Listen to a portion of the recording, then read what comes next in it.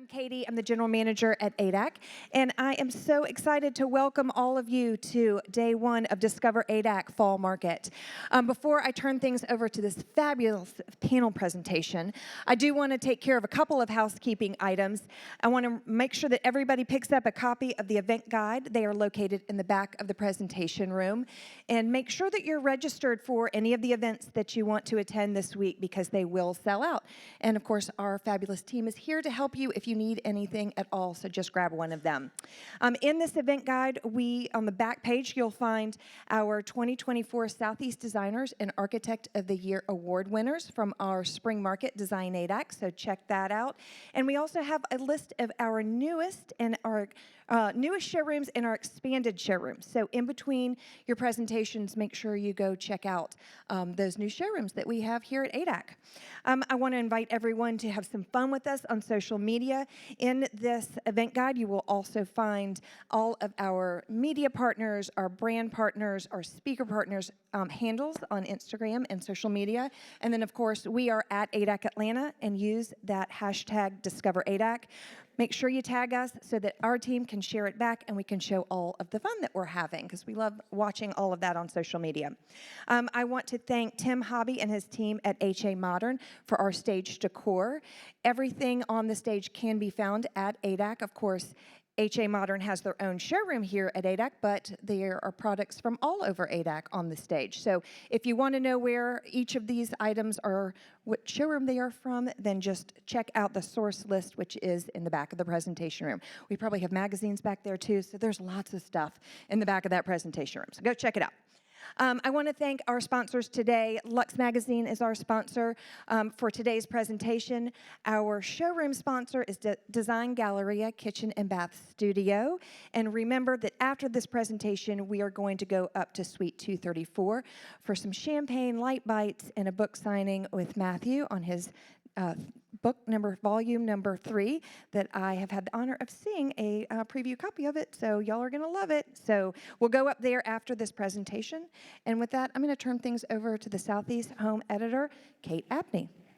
Thank you so much, Katie. I am so thrilled to be here today. I really appreciate the introduction, and good afternoon to all of you. Welcome to Luxe Interiors and Design Magazine's Discover ADAC Keynote, The Power of Teamwork in Residential Design. For those who don't know me, of course, as Katie said, I'm the Southeast editor for Luxe Magazine, and I've had the pleasure of working with each of these talented design professionals on this stage over the course of my career, majority of them during my time at Luxe, which has been wonderful. We launched the Southeast region in 2019. One of the strongest themes of our editorial work at Luxe is to underscore the value of strong collaboration. So we believe that teamwork is essential to creating homes that are beautiful and also function seamlessly for everyday lives. And during this panel, we are going to dive into all of the elements that make a collaboration work really well. And our panelists today, they're all so important, and I know that you all came here to see the amazing talent we have on stage. They really need no introduction, but I will do so quickly. We have the wonderful Andrew Cogar from Historical Concepts. He's the president. Yes. Thank you for being here, Andrew. Thank you. Matthew Quinn, CEO of Design Galleria Kitchen and Bath Studio, and multi-time author. Thank you for being here today, Matthew. Thank you. Kelly Wolf Anthony, interior designer and owner of Wolf Design Group, frequent collaborator of Matthew's, as all of you are. Thank you so much for being here today, Kelly. Thank you for having me. And Michael Ladisic of Ladisic Fine Homes. He's a premier builder in the Atlanta area, and I mean, you really have built so many of the finest homes in this area, so thank you so much. So glad all of you are here today and looking forward to diving in.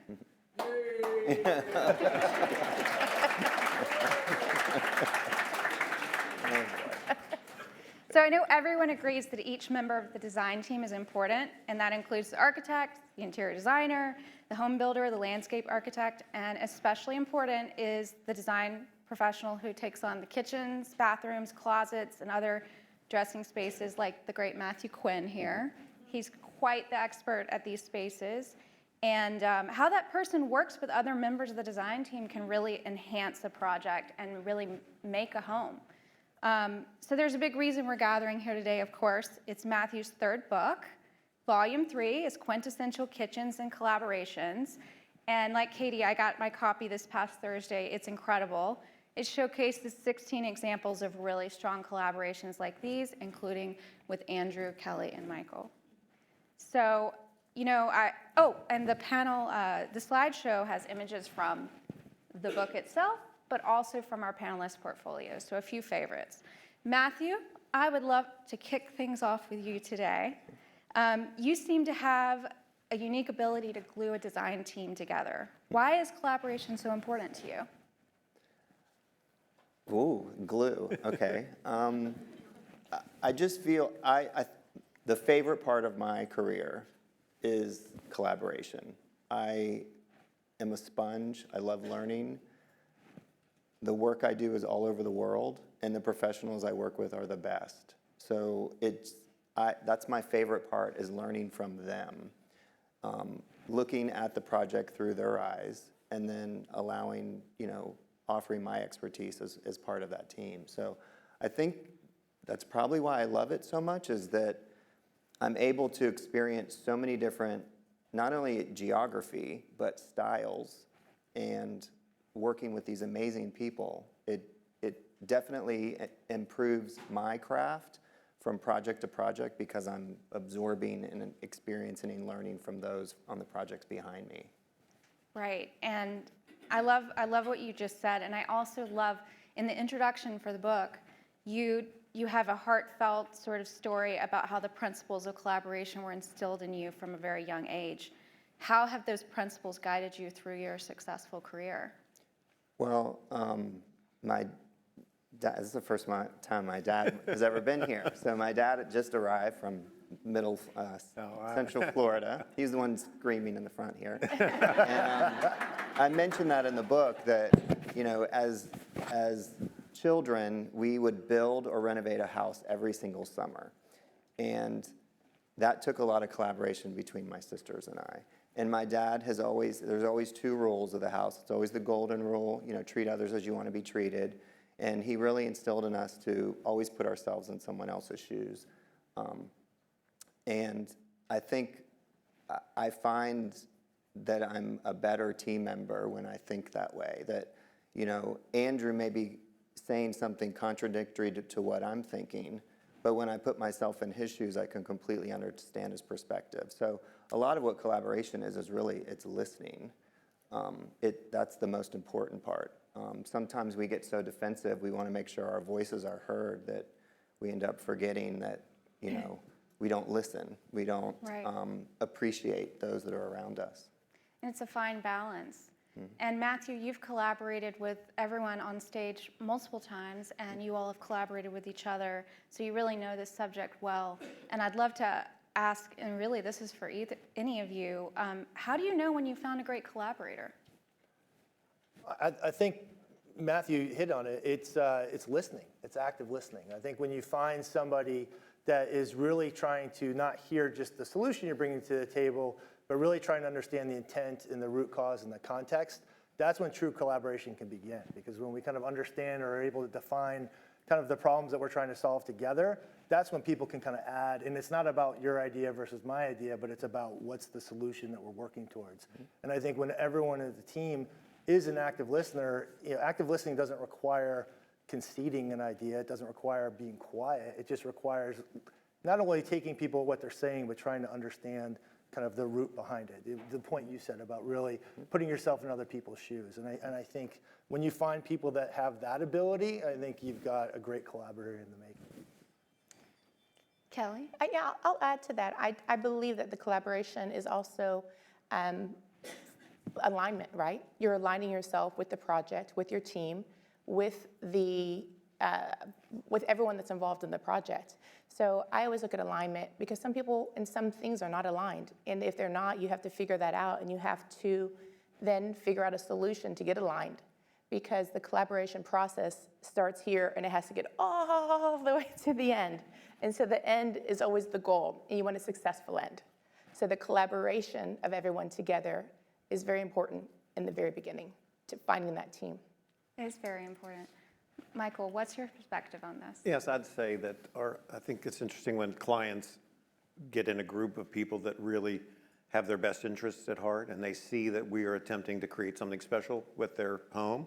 And normally the process in the beginning is they're, I'd say, hesitant to let go, but once they see the power of collaboration and the sort of the excitement that everyone brings to the table, they sort of let go and really let us do what we do the best. Obviously, we attempt to take all these incredible ideas and make something tangible out of them. So we are there at the end with that never-ending punch list, but we attempt to take all the collaborative ideas and sort of bring them home.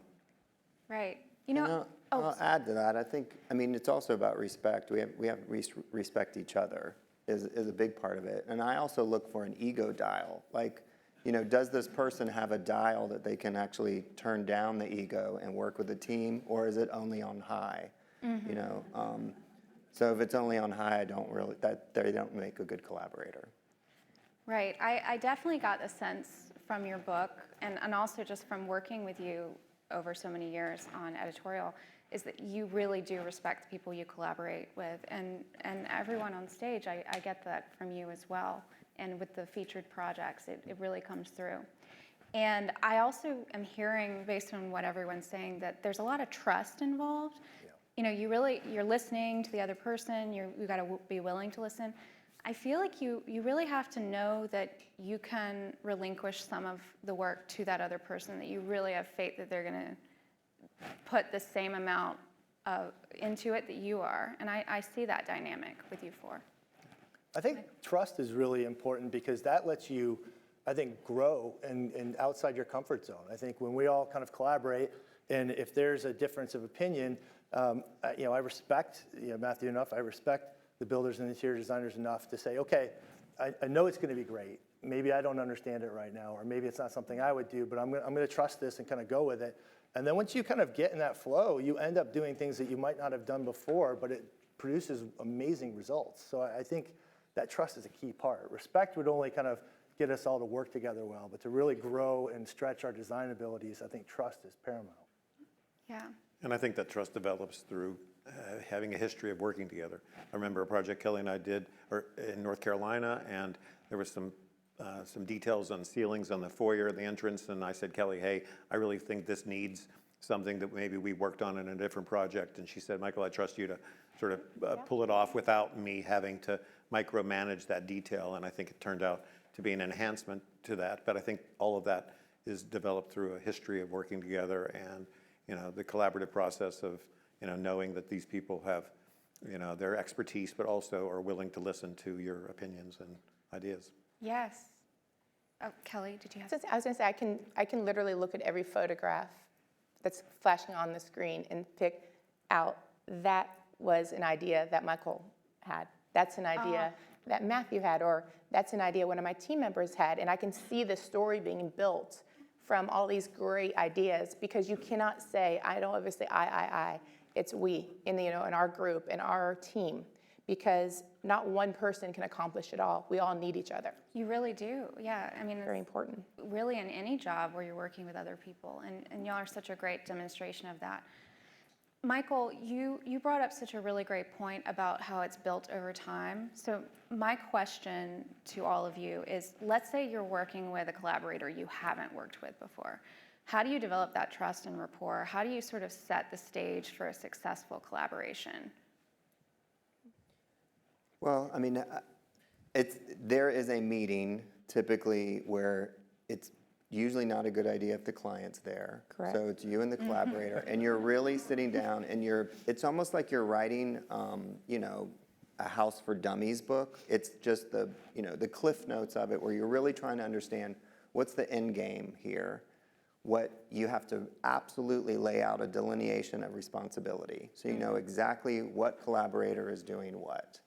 And it's okay, to change lanes, cross lanes, and kind of, give Kelly, Kelly, I do it all the time. I'm in Europe, I send her a picture, oh my God, this table is amazing, like I said, and I'm not even saying a project, it's just something that Kelly then files into her thousands and thousands of pictures that she has into her brain.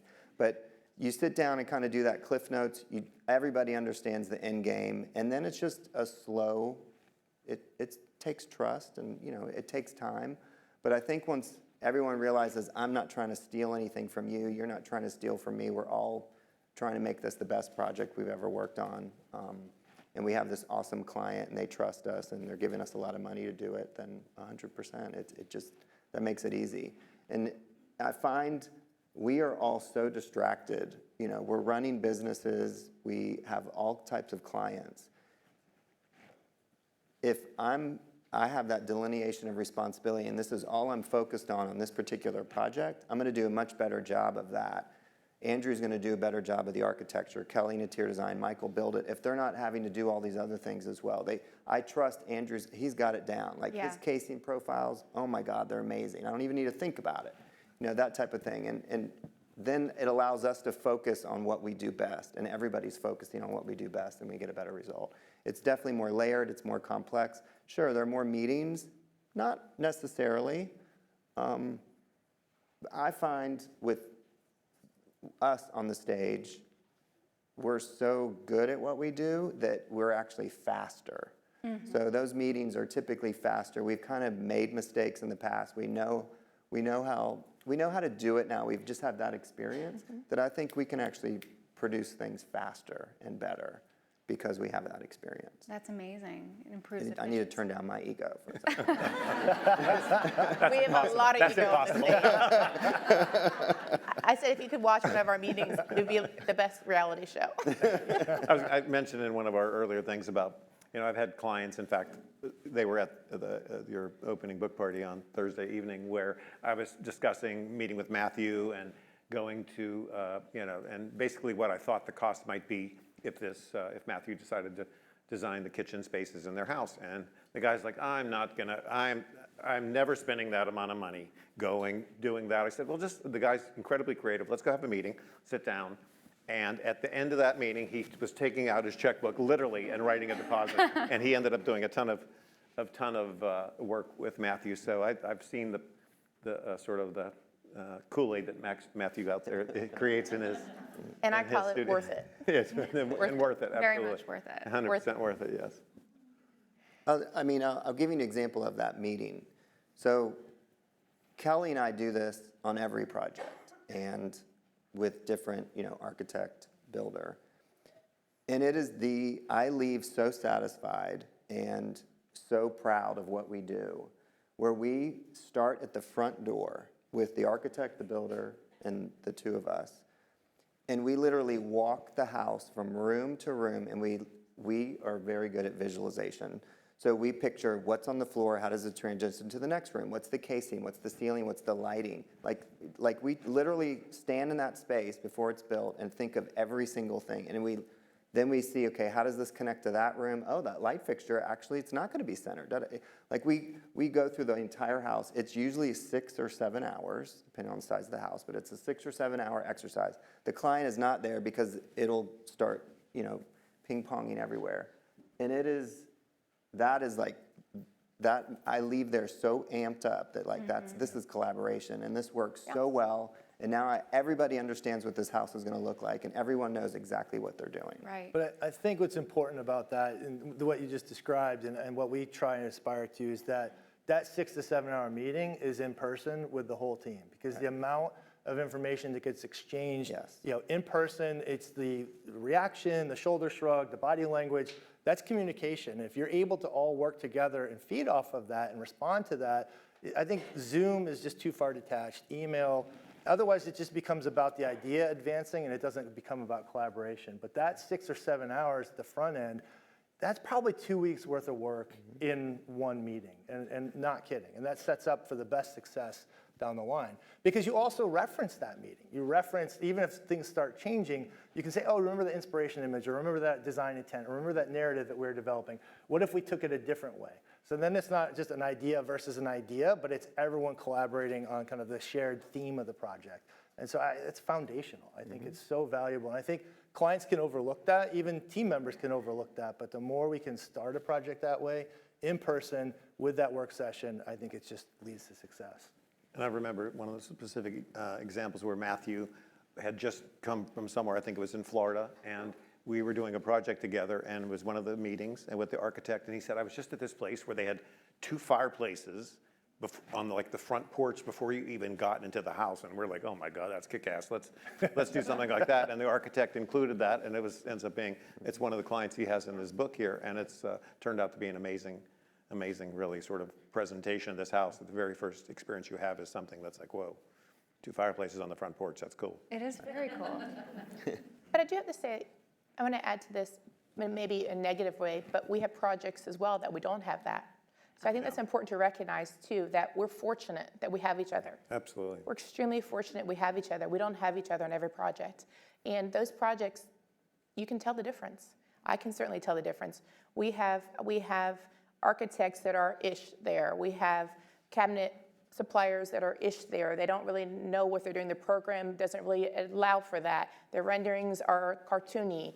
You know, we don't have the ability to walk through the front of the house, through the back of the house for 6 hours, and we're just all kind of like throw everything up in the air, and where it lands, it lands. So I do have to say that it's not always perfect, and it's not always this beautiful world that we're all living in together. So we have to be mindful of that. We have to start to then take that project on ourselves and say, this isn't working, or there's some fault in this. The cookie's crumbling and not in a good way. So, you know, again, putting that team together and that collaboration is very, very important, because it doesn't always turn out. It will eventually turn out, but the journey and the road to get there is like this, backwards and forward, whereas we try to kind of get to the finish line. I think building a house just generally is a very difficult process, right? It's to get it right, to get average is fine. To get it really something special, it takes a lot. So having the difficulty through the whole process where, besides the work of doing the house and all the parts that go in designing and building it, then if the process is painful, I think the result 100% is not as good. And Kate, I think, I mean, a shout out to Atlanta is that, you know, I work in design, cities all over the country. And world. And this is very unique here. There is this community, the sense of community here is unlike any others. There's not this competition. Everybody wants the best for everyone else. It's very, and it's not in that like bless your heart, which means like you're a dumbass kind of, but in a sincere way, they're authentic about it. Like they really want to help each other. And markets, you know, Miami, LA, markets like that are just, they're very intense, and you don't get this type of teamwork. Right. I feel so lucky to be working here in Atlanta too. Me too. I feel really strongly about that. I also, when you were telling the story about walking the house with Kelly, it really reminded me of how, you know, the thing is, you are not a designer who just focuses on kitchens, baths, and dressing spaces. You really are a designer in a holistic sense. And the other side of that is when you look through Matthew's new book, there are 16 projects in there. 5 are his own team members. So I think that's also a great testament to who Matthew is and the fact that he's so supportive of those who work at Design Galleria. But as you flip through the book, you see lots of other rooms that aren't just kitchens and baths. You see bedrooms, you see living rooms. These are holistic features about beautiful homes. And I love the way that you've supported your design collaborators thoroughly, and it's not just about your specialty spaces. You're a holistic designer. Well, I mean, I included those. Of course, I'm not working in those other spaces, but I included them because the reader wants to see, okay, I'm seeing this pretty kitchen, but how does it relate to the rest of the house? And I want to show, look at Andrew's casings, look at Kelly's interior design, look at Michael, how he built this detail. So I'm purposely putting those other spaces in here, not only because it makes the reader now feel like they're living, they can see this entire house and how it works, but I also want to celebrate how awesome they are. Right, right. And there's really, I mean, I do encourage you guys to pick up a copy of the book. It's pretty exquisite, and 7 of the projects are never before seen. And the list of collaborators is just amazing. We have, you know, in addition to, for example, Kelly, amazing interior designer, who also wrote the foreword for the book. She has 3 projects in the book. They're all incredible. This one on the screen right now, we actually published in Luxe Interiors and Design. So that was a real pleasure. Can you hold on that picture right there? I sure can. I remember that experience, that This one exact right here? moment where Kelly, I think, had been to a hotel somewhere around the world. And she said, Michael, oh my God, the transition into and out of this foyer in the house, the Belnick's house, we're trying to figure out how to handle that. And she found this inspiration picture, an idea that she came to, and she sort of modified to fit this space. And I think so it was actually that stained cased opening going between both ends of the foyer. They're It bookended. it bookends it, and it was quite a great detail. And again, that's part of the collaborative thing, that we're able to sort of get some ideas and try to make it better, which makes it more difficult sometimes to get that sort of, to finish the Definitely. product. But the result is in a book, right? Well, I think to kind of add to what you're saying, it goes back to that collaboration, right? So I came to you with an idea. Yeah. I came to Linda with an idea. Like, I really feel like these two case openings need to make a statement. I feel like that they are worth it. And I came up with this thought process when I was in this hotel, and they could have said no. Michael could have said that's too difficult. We modified it, we made it the space, and had we not modified that and made it this, agree. and did that, it would not have been the same space at all. Not at all, yeah. And then adding the fluting to the walls and that little brass detail. You know, these are things that are layered, and they're not easy to accomplish. It's very easy to say, yeah, no, well, let's just not do that. So again, it's the collaboration, the thought process, the honoring the thought process, and then not just honoring it, doing it and executing it. But I think it's important also to say that this client is a spectacular client. In fact, I kept wondering when, after the 2.5-year process, he was going to go postal, because it became more money and it took longer than we thought. But they're both a couple that have 2 of their homes in Matthew's book that were worthy of these extra details, because they were such great people to work for. And you know, people sometimes think like, oh, if I'm a nice guy or a nice person, that the team will not take advantage, but sort of like, you know, not value every cent of my money and the details that we're going to put in their house. But I think they're totally wrong, because I think we all want to, people like that, we all want to make things that much better. And I think it's this whole circular sort of. Absolutely. So if they're not nice, they get no details. You get no details. But You get nothing. I think that's a really important point, in that when we can work together, not only work together behind the scenes, but actually work together in front of the client, the confidence that gives the client, I think the joy it gives the client to see their team working together for them, they get a lot more courage, they want to push, they get it, and so those things start to really take hold. And I think that you can have a really great collaboration behind the scenes, but if you can take it a step further and share that relationship with the client and have them be a part of it, then the project goes even further. Yeah. Okay. So Andrew, when we were talking about sort of before this panel, you were saying that sometimes a client maybe has questions about what is the value proposition of the collaboration? Is it going to cost more for us to have that dynamic? How do you navigate that, and how do you explain it to the client? Well, I think you have to ask them to trust you a little bit, but then you have to show a return on that trust. And I think the project specifically that we got a chance to collaborate on that's in this book, we were working with Suzanne Kassler on a project in Palm Beach, and we were feeling pretty good about how the house was laying out. We had a general idea of what we wanted the kitchen to be, but the client was kind of struggling to get a real understanding of how it was going to flow into the living room, how it was going to flow into the sunroom, and then how the pantry and all of the, she wanted an open kitchen, but she wanted all the storage, you know, that kind of that tension. And I think that by being able to convince her that we needed to work with Matthew and Design Gallery and your team, and to then all get the whole team together in your showroom and just have no egos, pencils flying, clients kind of collaborating. I think that day was just as much about the client understanding how the team worked together as it was about the design outcome, because I think we had the spirit of the design nailed down, but I don't know that we had like the kitchen completed, right? But I think that was the value proposition, where she said, oh, when she saw the rate of ideas being exchanged, she saw everyone drawing together, that was a game changer for her. And it was how she came in skeptical about, is this going to be worth the time, to raving fan within, what, a 2-hour meeting? It was really transformative. Right. So I think that's really important, to get them to trust you to do it, but then be able to find ways quickly and effectively to show them the value of the team.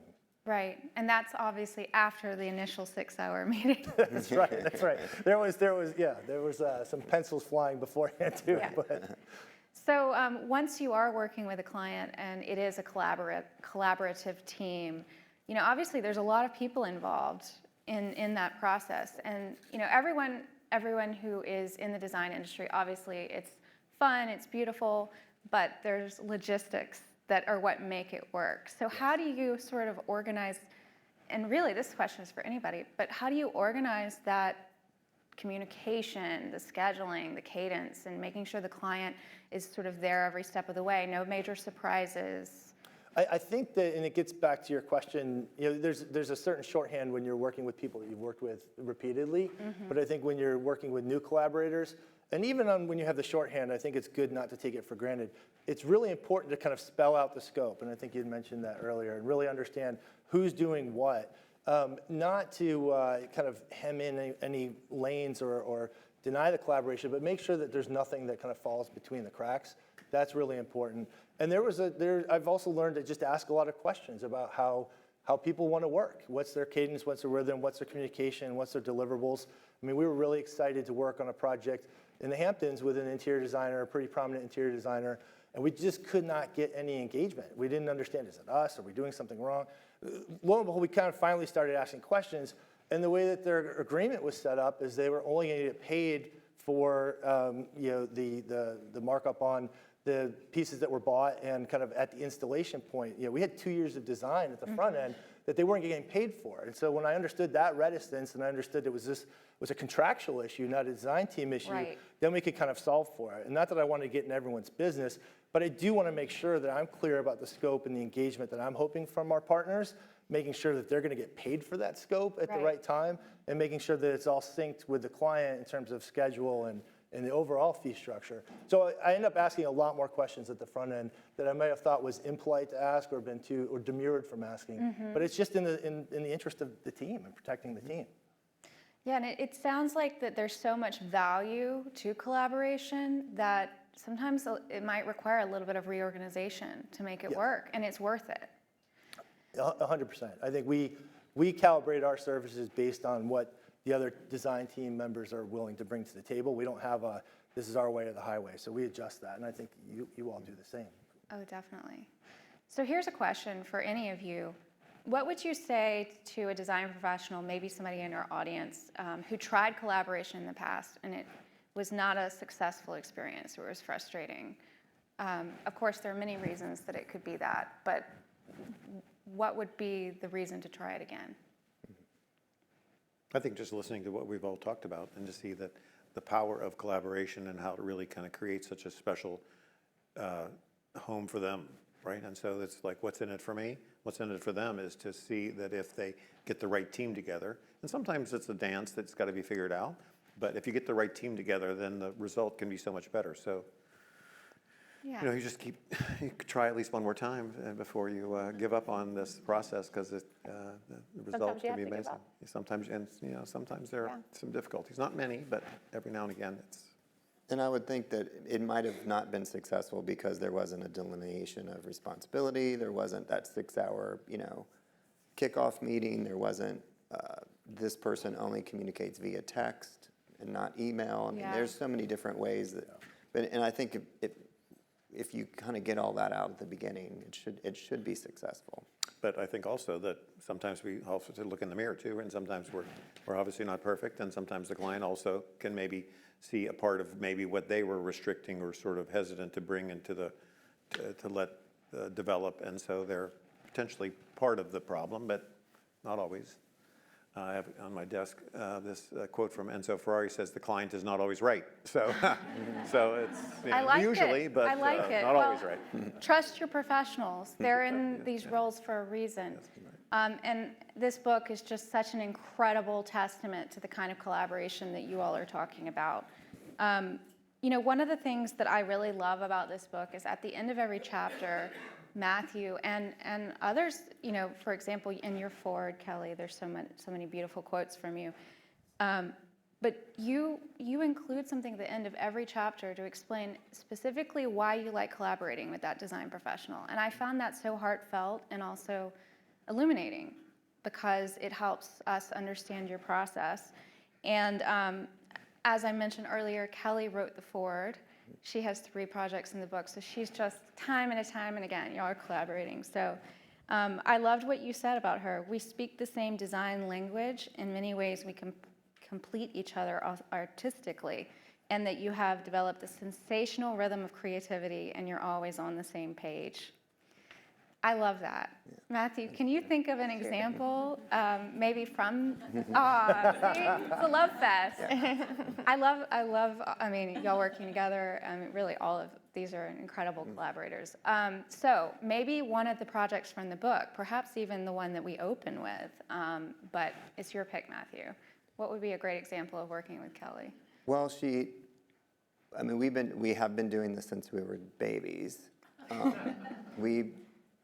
I've been so blessed because Kelly started out and she started her career off with fabulous homes, wealthy clients, great houses, shitty builders, sometimes not even architects. Yeah, but so we learned this business together, and we tease each other all the time that we're, siblings from another mother kind of thing. And we do complete each other's sentences, and we do align very much. Like, Kelly will say, she'll even tell her team, whatever Matthew says to do there, go ahead and let's just make that happen. And of course, I say the same exact thing back to Kelly. So I think, the 3 projects that are in the book, 2 of them are the same client, and one is another project here. So 1 in Sarasota, 2 here. And they did exactly what we're talking about is exactly how these projects happened. We had those meetings, we were aligned. We wanted to make the client that has the 1 home here, 1 home Sarasota. There's a lot of similarities between the homes, but also, we wanted it to feel like a different house. It's a beach house, versus Atlanta house. But it's just, there's not a lot of time. We communicate quite well texting each other. And it's quick, and there's so much trust and respect. It's just so easy. It's very, very easy with Kelly. And then other collaborators, other interior design collaborators, it's also easy, but it's in a different way. Andrew mentioned Suzanne Kausler, which also has 3 projects in this book. Right. And hers is a different dynamic. But also, she's also a great collaborator. It's just in a different way. Yes. And Matthew mentions there's an Atlanta project and then a Sarasota project, or is it Sarasota, of the same clients. So you really see that continuous thread of them working together. It's a really, I encourage you to check that out in the book. And also, Matthew, you mentioned something about builders. And as a design editor, I hear that a lot, that there was maybe a builder that didn't fulfill everything that the client had hoped. Michael, you were quite an exception to that. Yes. So I would love to hear from you, Michael, but also from any of our other collaborators. What does it take to have a builder who really just, knocks it out of the park? Because I hear the opposite more often than I would like.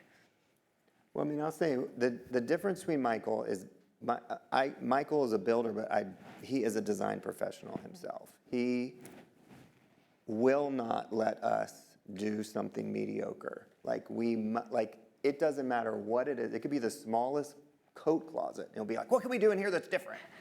He's just constantly pushing us. And not only does he push us and we come up with all these great ideas, sometimes we actually have to edit. He has too many ideas. So we have to curate them, but he also executes. He makes it happen. That's part of his adrenaline rush, is doing something different and figuring out a way to flute the walls or whatever it may be, do that arch detail that we saw. He's the one figuring out how to do it and then executing it and doing it and what we envision. So the first project we had together, the builder just went out and literally picked kitchen granite countertops. He thought they looked good with the cabinets. He didn't even ask. Anyway, we had a spec book, the whole thing, and I'm just thinking of that builder. Oh my God, he only had 2 teeth. It was Yeah, bad. and it was so bad. But Shame, it was sweet. He was so we would sweet. drive all the way there, and he'd have lunch out for us. and the picnic And that's table. why I wanted to have lunch with us. We're like, we're here to work. Right. And he just picked out some granite. For I thought this would look good with your cabinets. So, Bless his heart. bless his heart. I do have to say, Michael and I, the first time we worked together was actually on my husband and I's personal home. And he was right. It was going to take a little longer and cost a little bit more, but it turned out great. But, you know, that house was actually published in Atlanta Homes and Lifestyles magazine. And I did quote, and I'll quote again today, that Michael is not just a builder. He is a visionary. And I think to your point that he is a design professional. And when you're working with somebody in the field, boots on the ground every single day, and you need to collaborate with somebody, it's not just about, well, what's your trim profile? Don't know why the builders always sound like that, but they do. What's your trim profile? Michael, you know, he's like, well, we can do this better. And I don't know how many times we've used that little baby bullnose. Yeah, that's right. But it's a miracle worker, that little guy. But he is a visionary, and to be able to be on a project and be able to speak to somebody in a language that I don't even know what I'm saying, and he's like, I understand, and I'm like, are you sure? And he's like, I've got it, and I walk away, and he got it, and he does it. He's truly a person who cares, and to your point, he wants to make it better. He wants it to be fantastic, and every detail and every location. So we certainly appreciate you and value you so much. I appreciate that. And what I also say to clients sometimes, I might be interviewing with some people, and they'll be like, and I said, oh, there's 99% of the houses in Atlanta that I have nothing to do with, and many of them are so beautiful. So Atlanta does have a tremendous architectural and design aesthetic that is really sort of, I don't think, second to none. We have an And so embarrassment of riches. We I really agree. do. And so there are a tremendous amount of good builders out there. There are. Yeah, and I I'm fortunate think, to work with a lot at Luxe. It's great because it really is this, essentially, the last mile has to go with us kind of, getting it done, et cetera, but obviously incorporating all these amazing ideas. So it's exciting. Definitely. So here's another what if. So what if there's a design professional that you really admire or you're maybe a little bit intimidated by? Andrew Cogar is an example. Maybe, his reputation precedes him as an architect. So maybe there's an interior designer in the audience who is about to work with Andrew on a project, and they want to be collaborative, and they want to, establish that rapport. How do they approach that? Well, A, I hope that I'm not creating any intimidation at all. You're not. But B, I think that it gets back to kind of what we were saying before. I think that you collaboratively kind of build the plan. Who's going to do what, what's the timeline?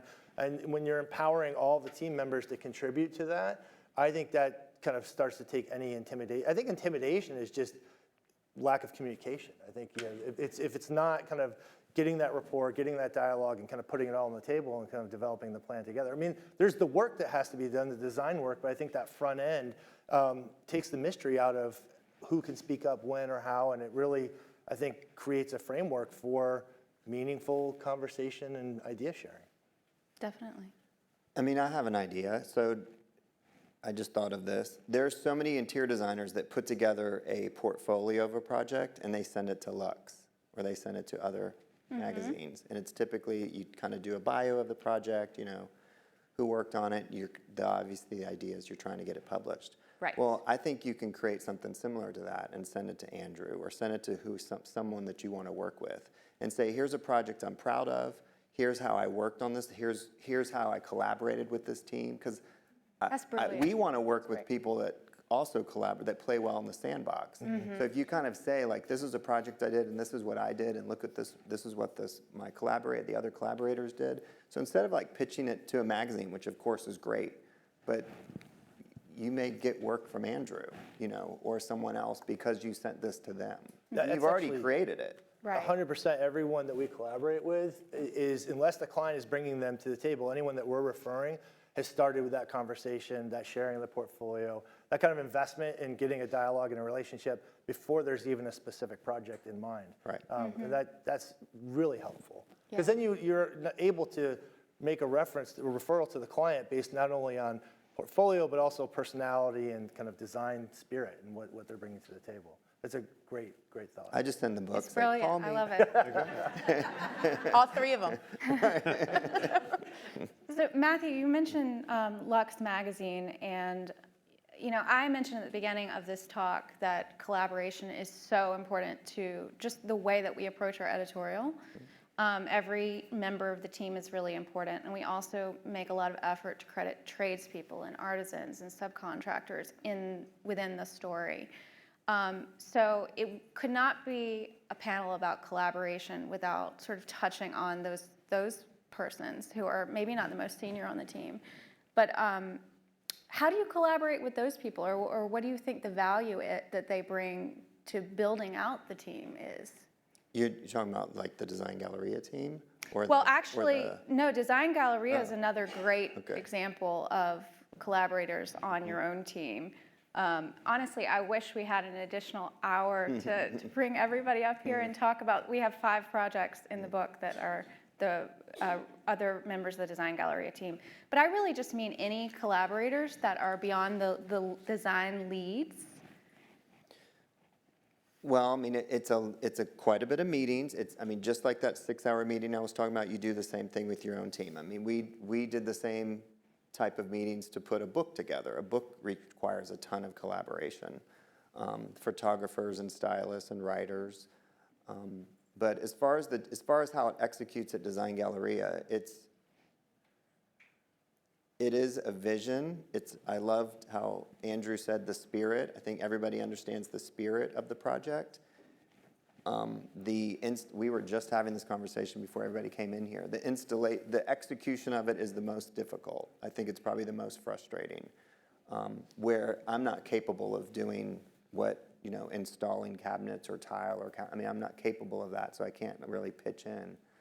But it's probably the most frustrating part because you're at their whim.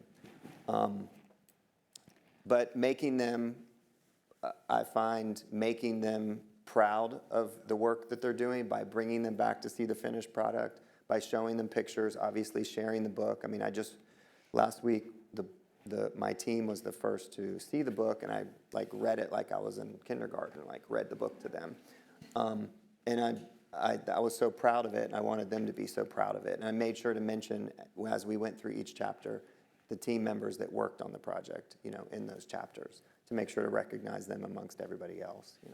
And I'll say that I oftentimes will let some of the subcontractors who obviously help create these finished results see their product, and you can't believe the pride they have in that. And when you have design people come to the job sites and respect what they're doing, Right. and really take to heart all the effort it takes to really get to that last detail to make it really special, then I think they're also, we're going to work harder for you because they can see the respect you give them. Right. Do you have something? Well, I think just taking that a step further, and one of the things that I'm starting to learn and do more of is when we're doing those site visits in the field, and we'll have 1 or 2 mock-ups that we're looking at based on some ideas. I'll now start to ask, whether it's the painter or the plaster worker or the millwork, woodworker, I'll ask them for their thoughts and say, okay, here's the 2 things we're looking for. Here's what we're trying to solve. And if you want to throw in a mock-up or not, and some people are like, is this a trap? And then other ones you come back and there's 5 mock-ups. And when you pick one of the ones that they've presented, the investment in the project from that point forward is incredible. Yeah. Because you're capturing their heart and soul in the project. And I think our firm was actually founded by Jim Strickland, who started out in construction. So he's always tried to hammer the importance of the builders and the artisans as part of the team. But I'm just kind of now seeing that can even apply just on limited basis. Sure. And it pays dividends. It pays huge dividends. Yeah. I'll say sometimes, and a client sometimes for some reason they don't like something, and they want you to redo the thing, and sometimes more than once. A change order. It's done exactly as was planned, and they're like, hey, I'm paying these subs, I don't know why they would be, but it's not about the money. It really is about the respect for the work and the effort they put into something that they don't want to see it just basically thrown away and having to be redone. So I think so when you're in your meetings with the subcontractors who are trying to get this result for you as the client, to take that little grain of information and find a way to massage it to make the people respect, to Yeah. understand what they're doing. Right, and it seems to me that the trust dynamic that we talked about, it really comes into play with, you as a general contractor, the subcontractors and tradespeople you're bringing on.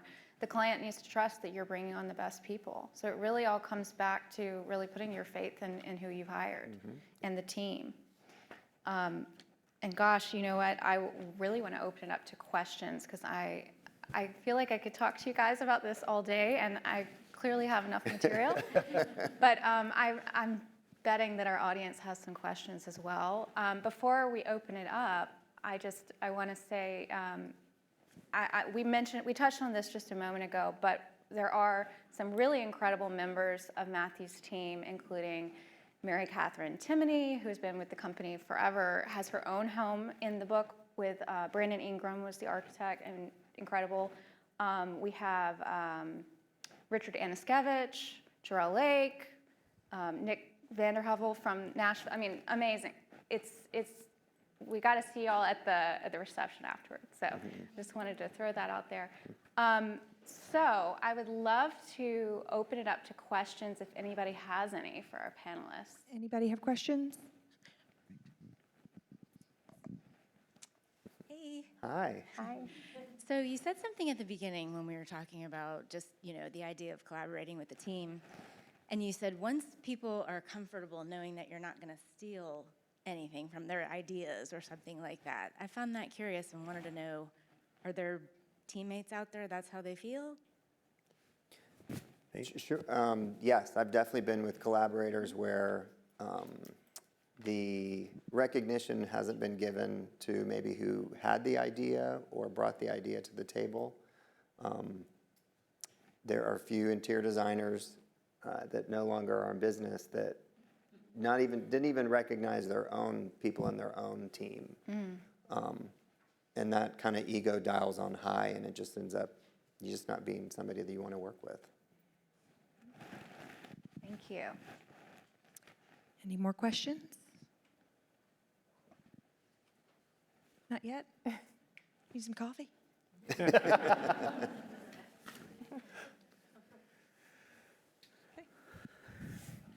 We answered it all. Sorry. apparently. We answered all the questions. Well, I bet you guys, I've got some Here more we go. questions. Oh, perfect. Oh, Terry.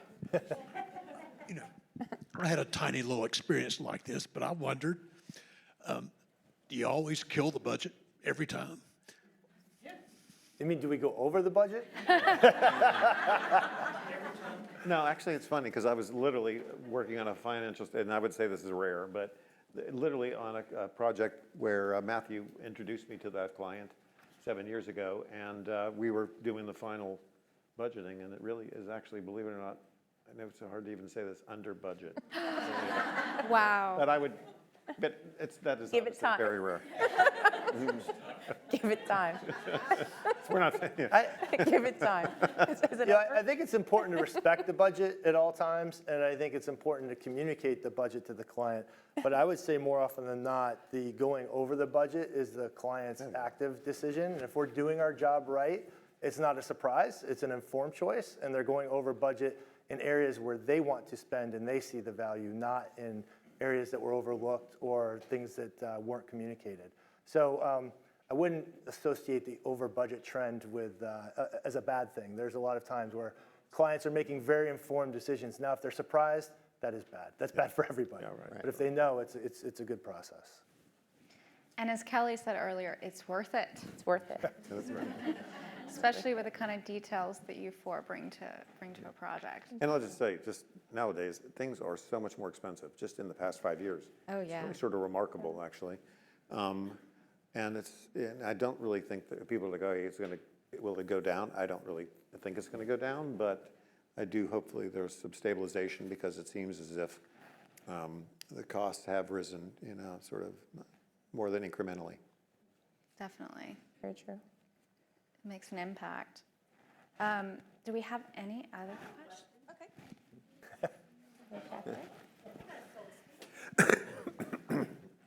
So obviously everybody's here because they want to learn and they want to better themselves. That's why we come to these things. And our world is getting smaller and smaller. And you mentioned West Palm Beach, you mentioned Sarasota, and all of you are working all over the country and all over the world. And a lot of us here might just kind of work in Atlanta, and we need to learn to broaden our horizons. So how do you find yourself working successfully across continents or across states? Because I think that's a great opportunity. We all need to look to expand our scope way beyond Atlanta and work in a lot of other spaces. So what are some advice, tips you can give for working in a larger geography? That's a great question. That's a great question. I mean, Andrew has not, but the three of us have been hired because we have collaborated on successful projects. So you have a client that's a cold client to all of us, and they will say, we want to hire you guys because you did a great job. You get along, and I trust you. That happens quite often. So, you know, the Sarasota project, obviously there was a link back to Atlanta. A lot of the projects I do around the country, there's some type of link back to Atlanta. And a lot of times they want me and their interior designer, their architect, the same people that worked maybe on a project here, they want them to work in another city. So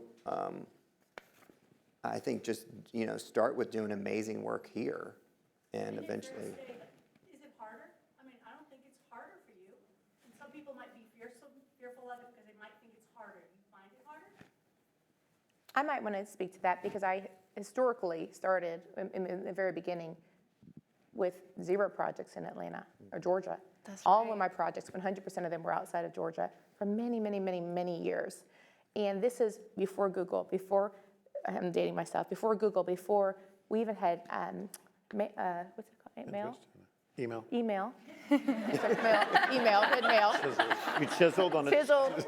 chiseled We didn't on a have tablet. Google. We didn't have anything. So literally, every single thing we did, I remember staying up, we always tell this story, dating myself again, that, you know, we would literally have to fax all of our details and our information, and we would jam the other person's fax machine in the middle of the night, 1 o'clock, 2 o'clock in the morning. We'd stay up all night getting our projects done. And for the builder to wake up in the morning and have all of our details on his fax machine, which still freaks me out how that happens. But that's that. But nowadays, you know, we started that way, so I think we were the very first ones. And Matthew always said this back in those days, our construction manuals and our details and our notebooks were first and foremost difficult. We created them, and they were not seen in our industry forever. Mm-hmm. Nowadays, it's more known. We have design spec. We have design software that we use. We literally had to handwrite everything. You know, smoke signals, Morse code, whatever. You know, I remember literally talking to Matthew about things like, Matthew, it's that thing that goes like this that you put in the thing. We couldn't Google what that thing is. So really, you were my Alexis and Google back in the days. You were my Intel. So we learned together, and that's so true. It's not more difficult, I think, for me, but I can see how it would be more difficult. But in today's time, I think whether you're down the street, which we do have a client in Marietta, that is harder for me to get to than my client in Florida, just because it's a pain. That's 75. I'd rather get on a plane and go to Florida. Yeah. And it's the same amount of work, the same detailing, the same systems that you put in place, other than you have to drive a truck from here to there for installation. But your specifications would be the same. So I encourage you as fellow designers to venture out, because there is a world out there, and it's for you to take. And I'd encourage you builders to just stay in Atlanta, because pain in the ass to build stuff out of state. There you go. To do a really good job, you could do an average job, but if your intent is to really make something special, it is so difficult because it's just hard. So that's not anyway, worth it. Not worth it. It's not worth it. Michael, have you ever built one in the Caribbean? No. I've heard Marietta's that. a little bit like the Not Caribbean, for the- but not. Yeah, it's our project together. Yeah. It's just hard to get. Well, And they're moving in? Yeah, so that's awesome. Oh, yeah. Well, I love all of this. This is such a lovely note to end on. I know we could probably chat about this subject all day because we're all so passionate about it. But, you know, we're going to wrap things up, and I just want to thank you all so much. You've been amazing. Thank you. Yeah. And thanks.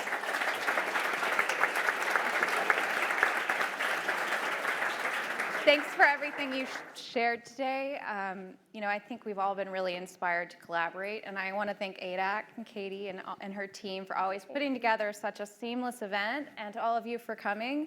Please don't forget to grab a copy of Luxe September-October issue on your way out, and please join me and our panelists for the book signing reception afterward at Design Galleria Kitchen and Bath Studio. That's ADAC Suite 234. We look forward to seeing you. Thank you so much. Thank you. Thank you all. Love it. Thank you. Thank you, Michael. Absolutely. Thank you.